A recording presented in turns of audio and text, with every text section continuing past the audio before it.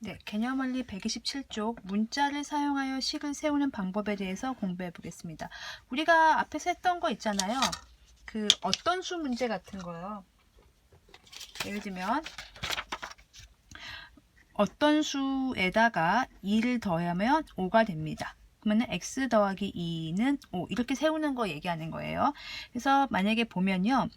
한 권에 1,500원인 공책 x권의 가격입니다. 여러분 이게 규칙과 대응이라고 5학년 때 배웠던 거 기억하실 수 있어요. 그러면은 공책 개수가 공책이 한 권이면 1,500원이에요. 그럼 공책이 두 권이면 얼마죠? 네, 3,000원이죠. 2 곱하기 1,500 하는 거죠. 2 곱하기 1,500원 하면 되는 거죠.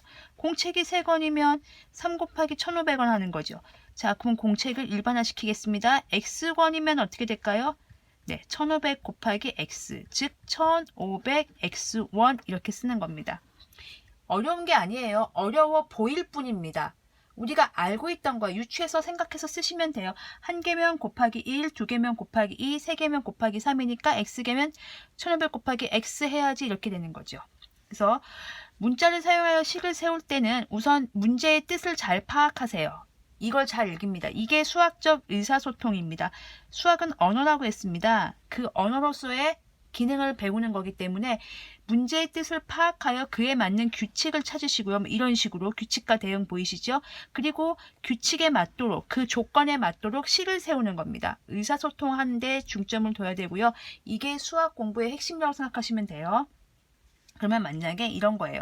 한 개의 A1인 사가 6개를 사고 10,000원을 냈을 때 거스름돈이 얼마입니까? 이거 되게 쉬워요, 여러분. 만약에 한 개에 1,000원이었어요. 사과 한 개에 1,000원이에요 라고 팔고 있어요. 여러분이 6개를 샀어요. 그럼 얼마 냈죠?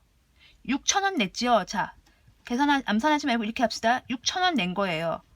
그러면 거스름돈은 얼마를 받아야 돼요? 우리가 10,000원을 냈으니까 거기서 내가 물건 산 돈을 뺀 게 거스름돈일 거네요. 이렇게 생각을 하시고 이제 문제를 볼게요. 한 개에 얼마입니까? 사과값을 몰라요.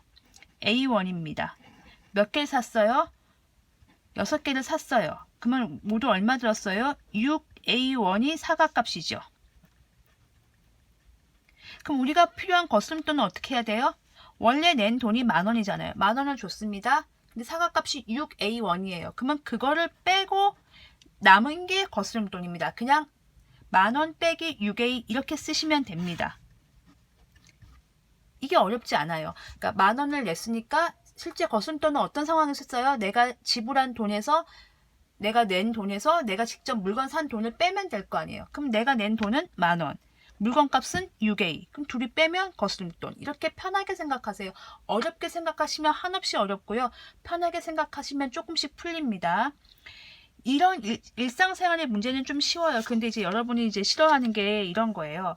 뭐 속력하고 농도하고 되게 싫어하거든요. 이제 그거는 좀 이따 얘기할 거고요. 이거 좀 볼게요. 한 개의 A1인 배 10개의 가격. 이것도 규칙을 찾으세요. 한 개에 만약에 100원이었으면 100 곱하기 10을 했겠죠. 500원이었으면 500원 곱하기 10개 했겠죠. 그러면 A1이니까 어떻게 하면 돼요? A 곱하기 10개를 하면 되겠죠. 즉 10A1입니다. 이해하셨죠? 만약에 이것도 보겠습니다. 시속 20km로 X시간 동안 간 거리. 그러면 시속이라는 거를 이제 너무 어렵게 생각하지 마시고 생각하시면 돼요. 시속 20km. 여러분이 지금 차를 타고 있어요. 뭐 어린이 보호구역을 지나고 있는 중인가 봐요. 아니면 차가 막히던가. 시속이 20km예요. 이 얘기는요. 1시간 동안 20km 간다는 얘기예요. 즉 규칙과 대응을 또 생각해 볼게요. 이 표는 굉장히 유용합니다. 수학에서 표 그리기는 유용하니까 심심치 않게 자주 이용하시면 좋겠어요. 시간이 있고요. 이동한 거리가 있습니다. 시속 20km라는 얘기는 1시간이면 얼마 가는 겁니까?